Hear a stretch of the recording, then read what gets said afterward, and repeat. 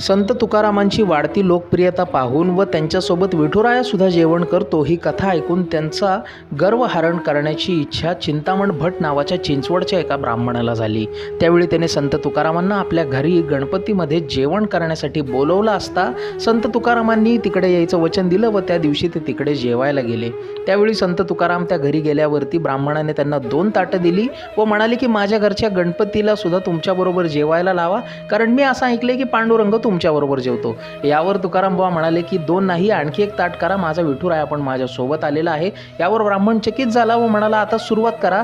तुकाराम बुवा म्हणाले की जरा थांबा, तुमचा गणपती तिथे नदीत बुडणाऱ्या एका माणसाला वाचवायला गेलाय, तो आला की आपण जेवायला सुरुवात करू। नवे तो आलाच आहे, जाऊन बघा गणपतीचा पंचा भिजलेला असेल।